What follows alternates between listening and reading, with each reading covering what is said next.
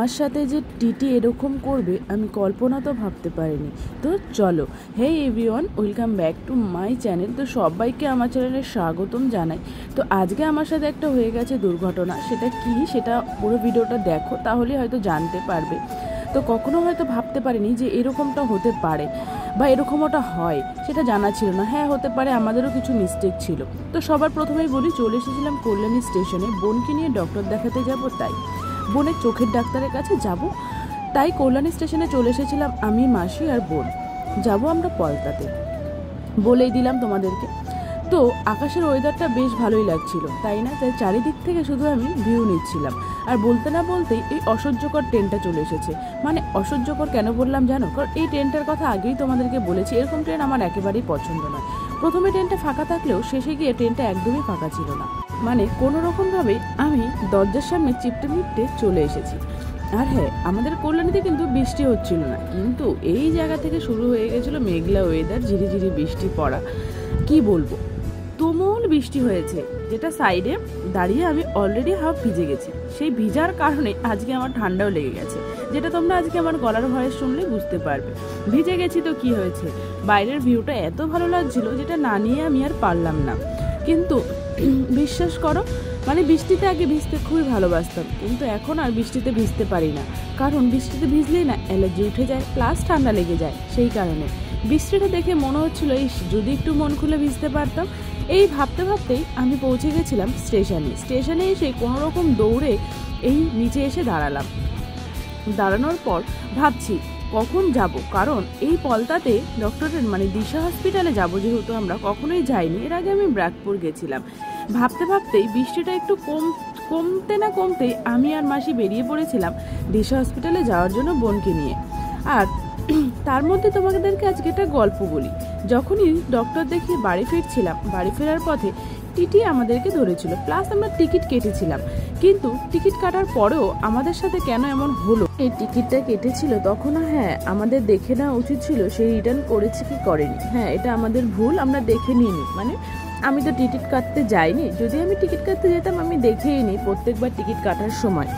হ্যাঁ, আর মাসি যেহেতু কেটেছিল টিকিট কাউন্টারের বাইরে যারা বসে থাকে তাদের থেকে কেটেছিল। আমাদের কাছ থেকে 60 টাকাই নিয়েছিল 3 জনের রিটার্নের জন্য, কিন্তু উনি রিটার্ন দেয়নি। সেটা তো আমাদের জানার কথা নয় যে উনি দেয় কি দেয়নি, যেহেতু আমাদেরও ভুল ছিল কি আমরা টিকিটটা দেখে নিইনি। রীতিমতো আমরা যখনই বাড়ি ফেরার জন্য রওনা দিয়েছিলাম তখন আমাদেরকে টিটি ধরেছিল। তো আমরা তো জানি যে আমরা টিকিট কেটেছি, তো সৎ সাহসে আমরা দিয়ে দিয়েছি।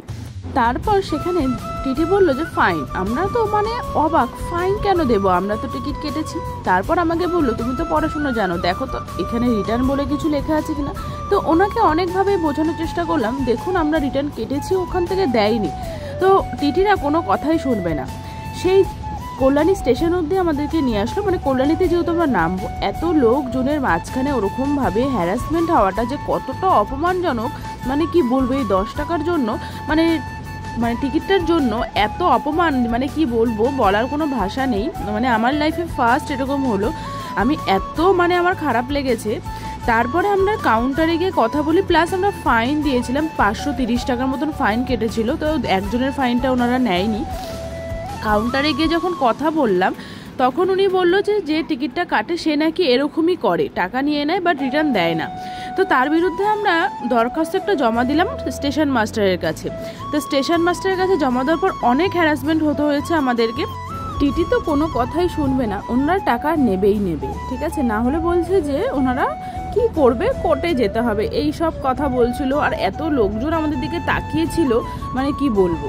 সেই কারণে টাকাটা দেওয়া হয়েছে। টাকাটা দেওয়ার পর আমরা যখন দরখাস্ত জমা দিলাম ওনার বিরুদ্ধে, তখন উনি ওনার ডিউটি শেষ হয়ে গেছিলো। উনি তারপরে এসেছিল স্টেশন মাস্টারের কাছে, যখন রিপোর্ট করেছি তো তখন এসে বলছে দেখো মা, আমি তোমার বাবার মতন এরকম করো না, দরখাস্তটা তুলে নাও, তোমাদের কত টাকা ফাইন হয়েছে বলো, আমি দিয়ে দিচ্ছি। তো ওই তারপরে উনি ওরকম বলছে তোমাদেরও তো সমস্যা হয়েছিল, আমি তোমাদেরকে ডেকেছিলাম, অ্যানাউন্সমেন্ট করেছিলাম, কিন্তু উনি আদৌ অ্যানাউন্সমেন্ট করেনি। আর তোমরাই বলো একবার টিকিট বেরিয়ে যাওয়ার পর পরবর্তী থেকে রিটার্নটা বেরোয়। মানে আমার তো জানা ছিল না, এত বছরের আমি ট্রেনে যাতায়াত করি কিন্তু আমার কখনো এরকম জানা ছিল না, কিন্তু উনি আমাদেরকে এটা বললো। কিন্তু ওই সময় আমাদের আর তর্ক করতে ইচ্ছে করছিল না, কি করব, উনি যা বললো সেটাই আমরা চুপচাপ মেনে নিলাম। কারণ কি, এতগুলো টাকা যেহেতু দিয়েছি ওনার কাছ থেকে আমার সেই টাকাটা দরকার, কারণ ওনার দোষেই আমরা মানে টিটির সাথে এতটা হ্যারাসমেন্ট হতে হয়েছে, এত লোক সমাজে আমাদের অসম্মান হয়েছে, কারণ আমরা ওনাকে বিশ্বাস করেই কিন্তু মানে টিকিটটা চেক করিনি, সেই বিশ্বাসটা উনি রাখিনি। যাই হোক, শেষ পর্যন্ত কিন্তু উনি টাকাটা দিয়েছিল, মানে 500 টাকা উনি দিয়ে গেছিলো। তো এই পরবর্তীতে ভিডিওগুলো আমি আর করতে পারিনি, মন মেজাজ কিছুই ভালো ছিল না বলে, তাই।